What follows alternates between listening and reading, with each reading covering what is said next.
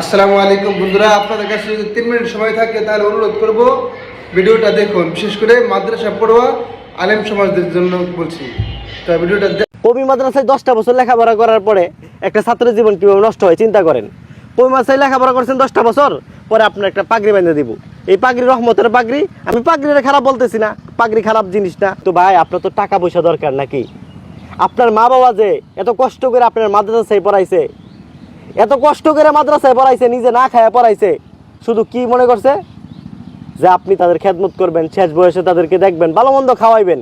কিন্তু ভাই, আপনার সংসারই তো চলে না। আপনারই তো 7 আর 8 হাজার টাকা দিয়া নিজের স্ত্রী বাল বাচ্চা এগুলো নিয়ে খাইতে পারেন না, চলতে পারেন না। আপনি মা বাবারা কীভাবে খেদমত করবেন? এটাই কি ইসলাম? ইসলাম কি আমাদেরকে এটাই শিক্ষা দেয়? হ্যাঁ, আল্লাহ বলছে না, রব্বানা আতিনা ফিদ দুনিয়া হাসানা ওয়া ফিল আখিরাতি হাসানা। দুনিয়ার কল্যাণ চাইতে বলছে, আখিরাতের কল্যাণ চাইতে বলছে। আমার কথা যদি খারাপ হয় তাহলে আমার গালি দেন, কোনো সমস্যা নাই। চিন্তা করেন, এদেশের ব্যাপক বোর্ড ইচ্ছা করলে সব কিছু করতে পারে। প্রতি বছর তারা কোটি কোটি টাকা ছাত্রদের পরীক্ষার ফ্রি নামে হাতায় নেয়, কিন্তু ইচ্ছা করলে কি দাওরা হাদিসের পরে একটা বছর 6টা মাস, একটা বছর লাগবে না। কবি মাসের ছাত্ররা মেধা আছে, আল্লাহ তাদেরকে জ্ঞান দিছে। 6টা মাস তারা কি বিভিন্ন স্কিল শিক্ষা দিতে পারতো না? ড্রাইভিং শিক্ষা দিতে পারতো না? শিক্ষা দিতে পারতো না? পারতো, কিন্তু করে না। এগুলা দরকার নাই। আমাদের একটা মিডিয়া নাই, আমাদের পক্ষে কথা বলার জন্য। তারা ইচ্ছা করলে একটা সাংবাদিক টিম তৈরি করতে পারতো। ইসলামের জন্য কি এটা দরকার না? দেখেন, একটা কবি মাসের ছাত্র, সে আরবিতে কথা বলতে পারে, ইচ্ছা করলে ইংলিশে কথা বলতে পারে, বাংলায় শুদ্ধ উচ্চারণ কথা বলতে পারে। তাহলে আমাদের মিডিয়া থাকতো সর্বোচ্চ, ইংলিশ আরবি সব বিলায় থাকতো। ওই আউল ফাউল মিডিয়ার টাইম ছিল, কিন্তু আমাদের একটা মিডিয়া নাই, আমাদের একটা নিজস্ব সাংবাদিক নাই। কিছু হইলে আমাদের উপর এই বর্বর সাংবাদিকরা এসে আমাদের উপর নির্যাতন করে। কেন? আমাদের একটা সত্য মিডিয়ার দরকার ছিল না? আমাদের সাংবাদিক হইতো না? আমাদের আলেমদের যোগ্যতা নাই? অবশ্যই আছে, কিন্তু এই যে হাত পা ভাঙিয়ে ফেলাইছে, এগুলো দরকার নাই। ওই যে আগের যুগে এখনো রয়েছে। তারা শুধু বুঝে ভক্তি, শ্রদ্ধা, দিনের খেদমত কারে কয় এটা বুঝে না। হেরা এটি বললেই তো আমি খারাপ, ঠিক না?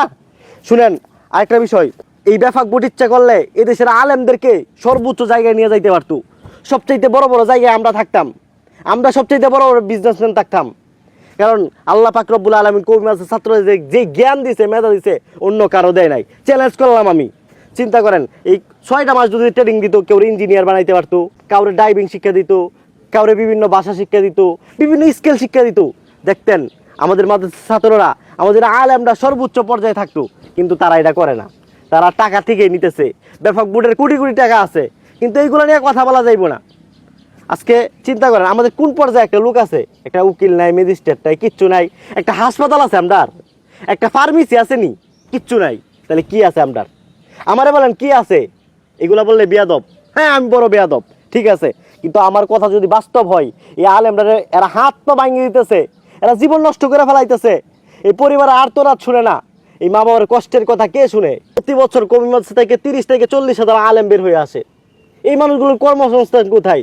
সবাই কি মসজিদে চাকরি করবো? সবাই কি মাদ্রাসায় চাকরি করবো? এত মসজিদ মাদ্রাসা কোথায়? আমাকে বলেন, এত মসজিদ মাদ্রাসা কোথায়? তাদের তো অন্য কোনো কর্ম জানা নাই, তারা তো কর্ম একটাই শিখছে। ধন্যবাদ ভিডিওটি দেখার জন্য। এই ভিডিও থেকে আমাদের আলেম সমাজ অনেক কিছু শিক্ষার আছে। আমাদের আলেম সমাজের কোনো একটা ভালো মিডিয়া নাই। তারা কিন্তু ইচ্ছা করে একটা মিডিয়া করতে পারতো।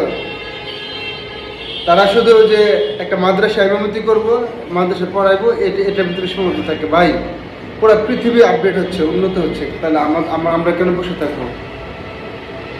সবাই যার যার অবস্থান থেকে স্কিল তৈরি করুন এবং এগিয়ে যান, ঠিক আছে? বিশেষ করে আলেম সমাজ যদি এগিয়ে যায় তাহলে পুরো দেশ এগিয়ে যাবে। আলেম সমাজ যদি একটা ব্যবসা বাণিজ্য করে তাহলে 100% নিশ্চিত ওই ব্যবসা বাণিজ্য দুর্নীতি হবে না, ওই তার কাছ থেকে সয়দা নিয়ে কোনো কাস্টমার ঠকবে না।